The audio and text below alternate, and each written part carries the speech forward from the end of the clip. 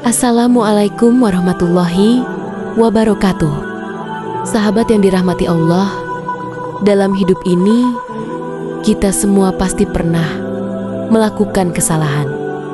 Namun, bagaimana sikap kita saat diberi nasihat? Apakah kita merendah seperti Nabi Adam alaihissalam, ataukah justru kita membangkang seperti iblis? Mari kita renungkan bersama. Karena sikap kita terhadap nasihat bisa menunjukkan siapa sebenarnya hati kita, lebih dekat kepada para nabi atau kepada musuh Allah. Pertama, kesalahan Nabi Adam dan iblis. Sahabat sekalian, baik Nabi Adam maupun iblis pernah melakukan kesalahan. Nabi Adam alaihissalam memakan buah dari pohon yang dilarang oleh Allah, sedangkan iblis menolak sujud kepada Adam ketika Allah memerintahkannya. Namun lihatlah perbedaan respon mereka setelah berbuat salah. Allah Ta'ala berfirman tentang Nabi Adam dalam surah Al-A'raf ayat 23. Ya Tuhan kami telah menzalimi diri kami sendiri, dan jika Engkau tidak mengampuni kami dan memberi rahmat kepada kami, niscaya kami termasuk orang-orang yang rugi. Nabi Adam dan Hawa langsung mengakui kesalahannya, menyesal, dan memohon ampun kepada Allah.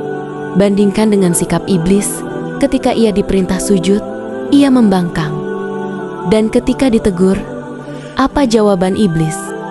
Dalam surah Al-A'raf ayat 12, iblis berkata, "Aku lebih baik darinya. Engkau ciptakan aku dari api, sedang dia Engkau ciptakan dari tanah." Iblis tidak mengakui kesalahannya, malah membela diri dan merasa lebih baik. Bahkan dia menyalahkan Allah atas kesalahannya sendiri. Na'udzubillahi min dzalik. Kedua, saat dinasihati, kita mirip siapa? Nah, inilah pertanyaan pentingnya. Ketika kita ditegur, dinasihati, atau diingatkan, apakah kita merespon seperti Nabi Adam atau seperti iblis? Apakah kita segera introspeksi, minta maaf, dan memperbaiki diri? Atau justru marah, tersinggung, mencari-cari pembenaran, atau bahkan menyerang balik orang yang menasihati? Rasulullah SAW bersabda dalam hadis riwayat Muslim, setiap anak Adam pasti berbuat dosa, dan sebaik-baik orang yang berdosa adalah yang bertaubat. Hadis riwayat Tirmidzi, Hasan Syahih. Artinya, berbuat salah itu manusiawi, tapi yang membedakan antara orang yang dicintai Allah dan dibencinya adalah bagaimana ia merespons kesalahan itu. Ketiga, ciri hati yang lembut dan rendah hati. Sahabat sekalian, orang yang ketika dinasihati langsung sadar dan kembali kepada Allah, itu tanda hatinya masih lembut.